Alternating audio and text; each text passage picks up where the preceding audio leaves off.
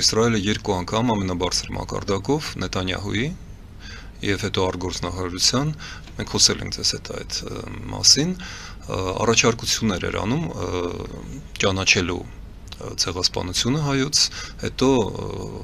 սեպտեմբերի 21-ին ջերմ շնորհավորեցին Հայաստանի անկախության վերականգնումը եւ երկու դեպքում էլ, քանի որ մենք այդ մասին խոսում ենք, ես հիշեցնեմ, որ ես շատ զարմացած եւ զայրացած է, որ Երևանը Փաշինյանը կոնկրետ մեծամտորեն եւ անթույլատրելի ձևով մերժեց այդ հայտարարությունները, ասել որ մեզ նման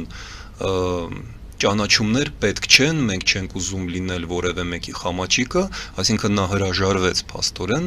երկու առաջարկից Իսրայելից եկող առաջարկներից մերձեցնել Հայաստանը եւ Իսրայելը։ Ինչու էր Իսրայելը հանկարծ հիշել, որովհետեւ Իսրայելը տեսնելով ինչ է կատարվում այդ Չարաբաստիկ թրիպի նախագծում, հասկացավ, որ Թուրքիան դառնում է Թուրան,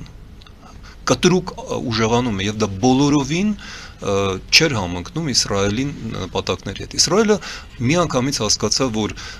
Իրանի հարցը լուծելով նա ստեղծեց իր գլխին մի մեծ նորախոյան եւ շատ արագ փորձեց Հայաստանի հետ հարաբերությունները լավացնել։ Քանի որ Երևանը դա մերժեց, հիմա ես անցնում եմ երկրորդ մեջբերմանը։ Տեսեք, մեկ ամիս առաջ մոտավորապես Նետանյահուն հրավիրեց Հունաստանի եւ Կիպրոսի վարչապետներին եւ շատ կոնկրետ խոսեց, որ մենք հին հնավուրց ազգեր ենք, հույներս եւ հрьяաներս, ասում է Նետանյահուն, եւ մենք միասին պետք է հակադրվենք այս տարածաշրջանում զավթիչ հանդիսացող Թուրքիայից եւ նրա աշխարհաքաղաքական նկրտումներին, այսինքն Թուրանին։ Այդ խոսքը չասվեց, բայց հասկանալի էր, որ խոսքն այդ մասին է եւ Իսրայելը շատ մեծ տագնապով է դիտում Թուրքիայի, Ադրբեջանի միջոցով դեպի միջին արևելք եւ մինչեւ Չինաստան հասնող այդ նախագծին։ Եվ Հայաստանը այնտեղ հրավիրված էր, այնտեղ Հայաստանի համար աթոռ էր, որը Փաշինյանը չհասկացավ, որ նրա համար է, Հայաստանի համար է կներեք, եւ չընդունեց այդ առաջարկը։ Բայց ես ուշադրությունը բերում եմ նրան, որ Նետանյահուն շատ անսովոր բան առաջադրեց խնդիր։ Մենք հին քաղաքակրթություններ ենք։ Այստեղ կա 4 հին քաղաքակրթություն։ Եթե հաշվենք հրեականը, Աստվածաշնչյան, Հունաստանի հնությունը ոչ ոք կասկածի տակ չէ դնում եւ մնում են եւս երկուսը՝ Իրանը եւ Հայաստանը։ Եվ ահա ինչու պատրաստվելով մերձեցմանը Իրանի հետ արդեն աշնան է Նետանյահուն պատրաստում էր դա եւ բնականաբար այդ մասին տեղյակ էր նաեւ Թրամփը եւ Ռուբիոն եւ այլն։ Այսինքն Միացյալ Նահանգները եւ Իսրայելը սկսեցին պատրաստել Իրանի հետ մերձեցում արդեն այն ժամանակ։ Եվ այստեղ Թուրքիայի եւ Ադրբեջանի դերը կտրուկ իջնում է, նրանց արժեքը իջնում է, որովհետեւ նրանք դիտվում են Իսրայելի ու հետեւաբար նաեւ Միացյալ Նահանգների համար ոչ այն պես ինչպես կես տարի առաջ եւ Հայաստանի դերը կտրուկ բարձրանում է եւ ես այստեղ ընդհանրապես ավարտելով ընդգծեմ որ եթե տվյալ դեպքում Իսրայելի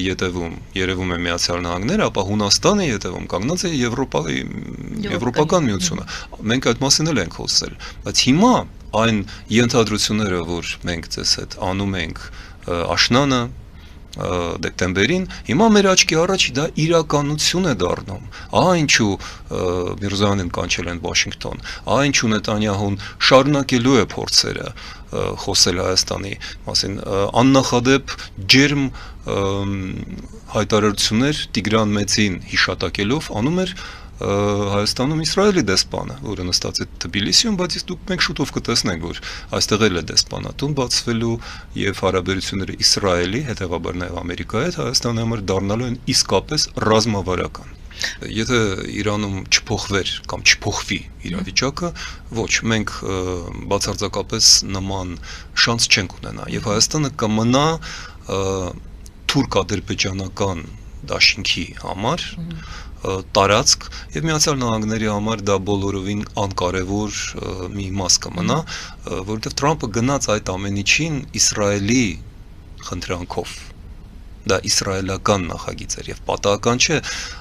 որ Ամրանը ես այդ մասին խոսում է, առաջինը այդ մասին խոսեց Թուրքիայի Միացյալ Նահանգների դեսպանը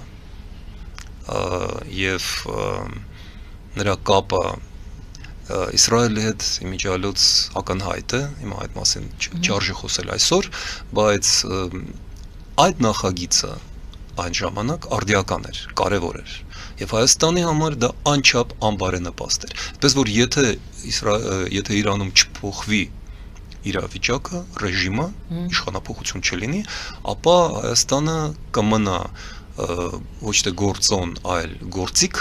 կմնա ոչ թե աշխարհի քաղաքական սուբյեկտ, այլ օբյեկտ, եւ մենք կորցնելու ենք մեր պետականությունը։ Իսկ այս բարագայում, եթե Իրանում, այսինքն գլխավոր նախապայմանը մեր իրավիճակի փոփոխման, դա փոփոխությունն է Իրանում։ Այո։ Դուք նշեցիք, ասացիք չարաբաստիկ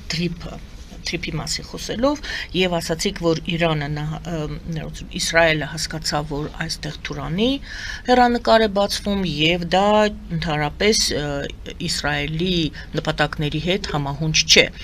Այստեղ հարց, արդյոք դա համահունչ է Միացյալ Նահանգների նպատակներին։ Գուցե սխալ ենք մենք ձեր բնորոշումը սխալ է չարաբաստիկ թրիփ ասելով Միացյալ Նահանգների շահերի եւ Հայաստանի շահերի համընկման տեսանկյունից։ Ես մի անգամ եմ ուզում հիշել, ընդգծել, որ հասկանալի լինի։ Թրիփը նախատեսվում էր որպես հակաիրանյան նախագիծ։ Դրա նպատակներից մեկն էր ուժեղացնել թուրքական գործոնը տարածաշրջանում։ Հիմա երբ որ կտրուկ ուժեղանում է մեր աչքի առաջ իրանական գործոնը, երբ դրան աջակցում է Իսրայելը, Միացյալ Նահանգների համար իրավիճակը նույնպես կտրուկ փոխվում է։ Փոխվում է այն առումով, որ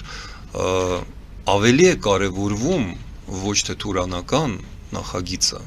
որը առաջարկվում էր թուրքերի կողմից որպես այլընտրանք եւ որպես Իրանին զսպելու հզոր միջոց, որտեղ թրիփը պաստորեն կտրում էր Հայաստանի եւ Իրանի սահմանը տնտեսապես սկզբից, իսկ հետո նաև աշխարհագրորեն եւ հետո նաև քաղաքական առումով։ Այդ առումով մենք վերջանալու ենք որպես պետություն։ Ես դա օգոստոսի 9-ից ասում եմ բարձրաձայն, այդ թվում նաև ձեր եթերում։ Հիմա կրկնում եմ, իրավիճակը փոխվում է եւ թրիփը դառնում է ածանցյալ, երկրորդական, երրորդական։ Այդ մասին դեռևս կխոսեմ, որովհետեւ սկզբունքորեն դա կարող է լինել, բայց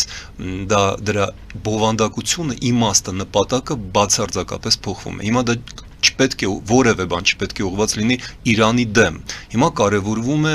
վաղուց արդեն ստեղծված նախագիծը հյուսիս-հարավը, որի ջատագովն էր Եվրամիությունը եւ այստեղ է, որ Հայաստանի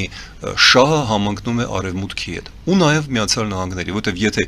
հակադրվել Իրանին այլևս ամերիկացիների ու իսրայելցիների նպատակը չէ, ապա գալիս է այլ նպատակ, իսկ ինչպես օգնել Իրանին, ինչպես է Իրանը դուրս գալու արևմտյան շուկաներ, նախ եւ առաջ հյուսիս-հարավ ճանապարհով, որը վաղուց արդեն